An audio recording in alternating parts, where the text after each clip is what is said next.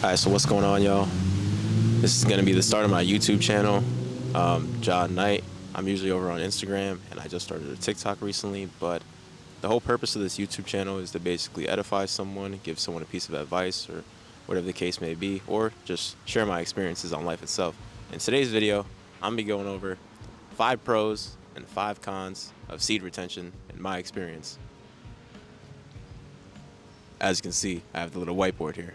Before I get into it, I kind of want to explain what seed retention is. Well, seed retention and nofap, I don't want to say they're the exact same thing because I don't think they are. But seed retention is basically abstaining from all sexual kinds of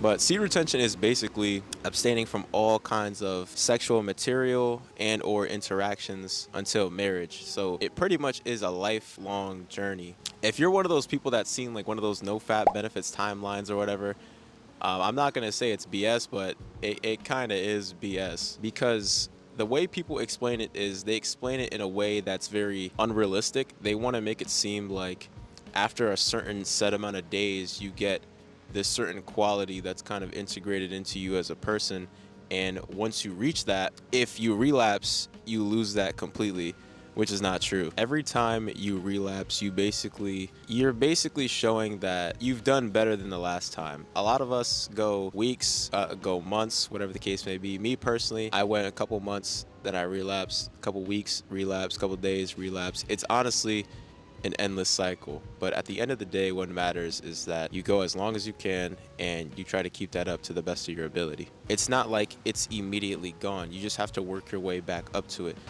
Now, one thing I do encourage people to try is to try to go as long as you can, but if you can't, then that's completely fine. Just get up, try again. You will definitely notice the differences when you're on it versus when you're off it. For example, I noticed that my quality of sleep was incredibly poor when I was off it versus when I was on it. Even though sometimes when I was on it, it was kind of hard for me to sleep due to the increased testosterone for the 1 week before going back to its normal levels. But still, even though it was very hard for me to sleep during that week, over time I found it gradually easier to sleep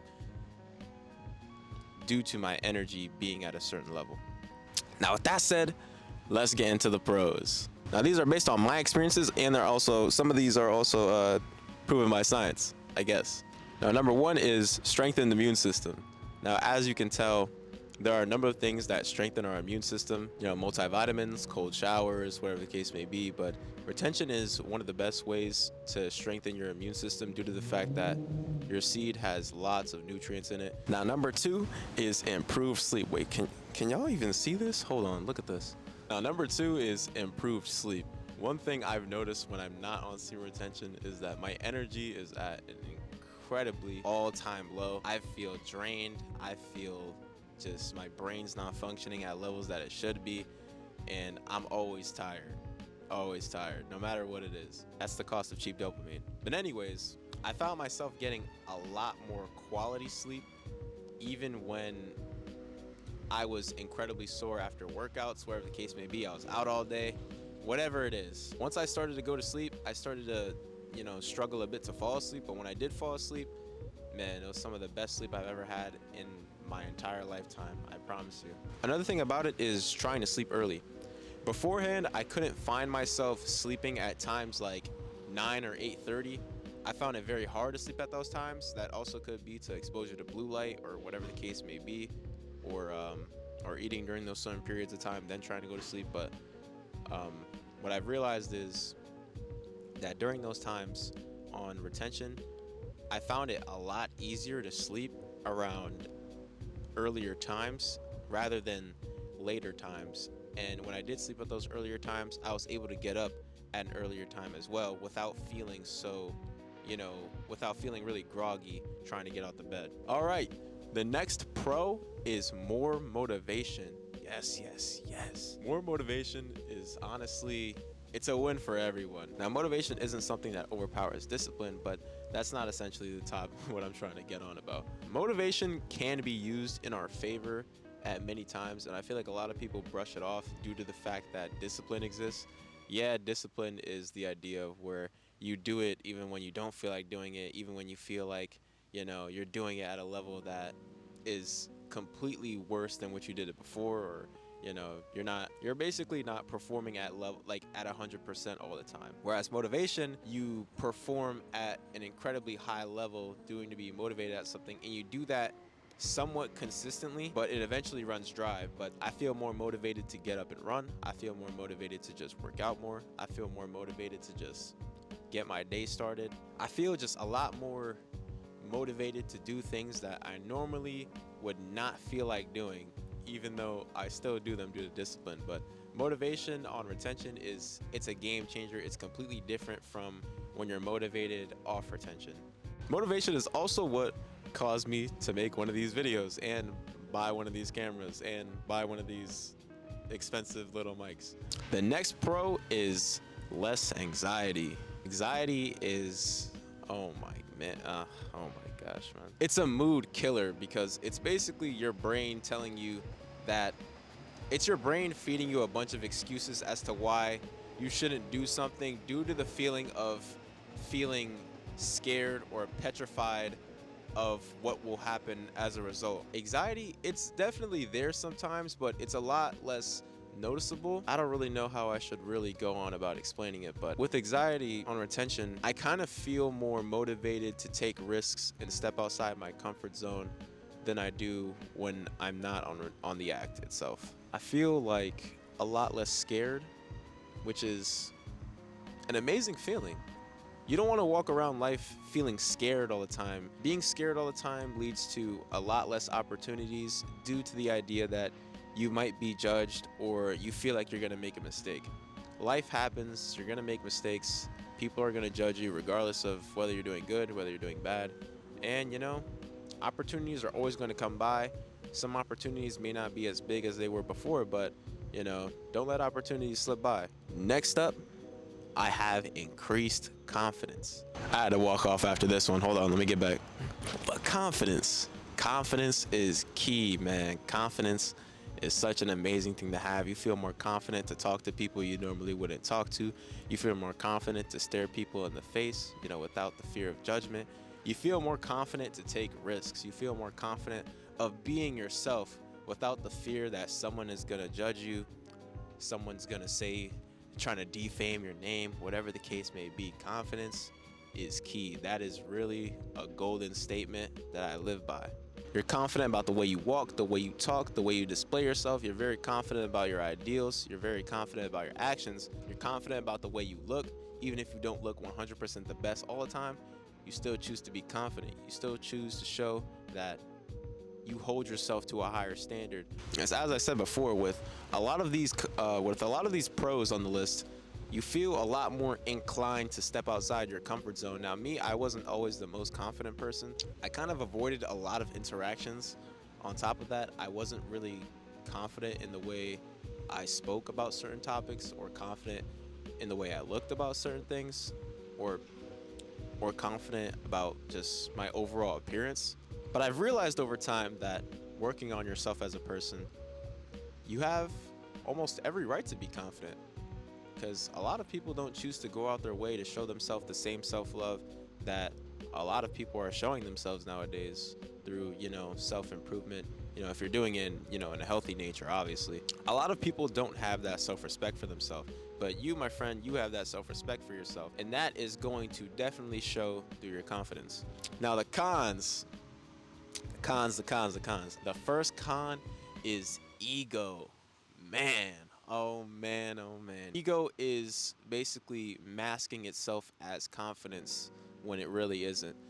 When you're egotistical, you're basically saying that you think that you're better than people simply because you're doing something that a lot of people aren't, or mainly because you think you look better, or you're doing more than someone, or you think you're smarter, you think you articulate your words better, whatever the case may be. But ego is definitely something you don't want to have when you're on retention, because retention is a form of fasting, it's a form of self-love, and you want to show that on retention you're doing it for not only yourself, but for the people around you, and you're doing it for a greater purpose. You don't want to do it for the wrong reason. Second con is discomfort. I won't go too in depth with this, but I'm sure a lot of y'all know what I mean when I say discomfort. Discomfort in that specific area.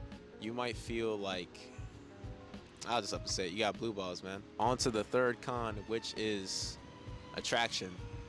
Now, this can be a pro, but I included it as a con mainly because, in my personal experience, it attracts a lot of the wrong people and a lot less of the right people. A lot of these people, they're gonna be attracted to you for the completely wrong reason, but as long as you don't give in to temptation, as long as you don't feed their ego, and as long as you don't, show any inconsistencies in your character, you'll be all right. But some people, unfortunately, do get on retention for attraction, which you want to be getting the right attraction, not the wrong attraction, to say the least. The fourth con is too much energy. Man, oh man. Now, this is kind of a good thing, but it's also kind of a bad thing because it's like, in my experience, I'll take example yesterday, right? I woke up at 5 in the morning. I worked out for about an hour and a half. I went to work for about 6, 7 hours. After that, I went to go play basketball for about an hour and a half. Then after that, I went running for about 45 minutes. And I came back home. It was around 8 p.m. And I was extremely tired after. Since I felt like I had so much energy, I felt like I should just exude it into the right places. I mean, working out, with all that energy, you do want to be putting it into the right places. I mean, especially with working out, but you don't want to use all of that energy to overexert yourself. Like, I noticed that with a lot of my workouts, I find myself not being as tired, even though I'm working incredibly hard during the workout. I find myself not being as tired as I should be after the workout. So I'm like, dang, maybe I should just work out a little more, or maybe I should just go for another run, or maybe I should just, whatever the case may be. You don't want to use up too much of your energy because, like I said, I was incredibly tired, and I was supposed to do some journaling after I got home from taking a shower, and I ended up skipping it due to the fact that I was just that tired. And another thing about this is I also found it very hard to sleep during certain times because of the increase in energy. But when I did fall asleep, I found it very, very relaxing. Some of the best sleep I've ever had, by the way. But just because you have a lot of energy doesn't mean you should use a lot of your energy, if that makes any sense at all. Now, I struggle to come up with a number 5, so I kind of just put for the wrong reasons, even though I kind of did explain that earlier. For the wrong reasons. You don't want to be on retention for the wrong reasons. And the reason I say that is because if you get on it for the wrong reasons, you're going to quit very easily, very, very easily. If you're getting on retention to attract some girls or to improve your work, your workflow, whatever the case may be, I'm here to tell you that it probably won't work out for you. I'm not trying to be negative or anything, but you don't want to be on it for the wrong reasons because it's a form of self-love. And the moment you start disregarding that self-love, you're kind of just trying to crawl out of a pit at this point. Retention is kind of a way of elevating yourself. You're seeing things from a brand new, completely different perspective. You're feeling things in a completely different perspective. And you don't have to do it with any sort of, drugs or anything like that. It's completely all natural. It's free. All you have to do is just abstain. And I understand for some people that's incredibly difficult, but for some people that do abstain, they do it for the wrong reasons, which that's a no-go, bro. Now, I've never done it for the wrong reasons, so I'm not sure why anyone else would, but some people genuinely want to do retention for for the females or whatever they feel like could help improve their life. And, once they've reached that certain goal, it's time to get off it. Let's just completely disregard it. We've only used it to reach our materialistic goals or whatever the case may be. Now we're not going to go back on it again because that's all we were really doing it for.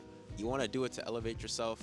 You want to do it to grow your character, to grow more confidence, to increase your self-control. You know, without self-control, you know, what really are we? You're doing it to build your character, not to just achieve your goals. You know, it could be used in a way to achieve your goals, but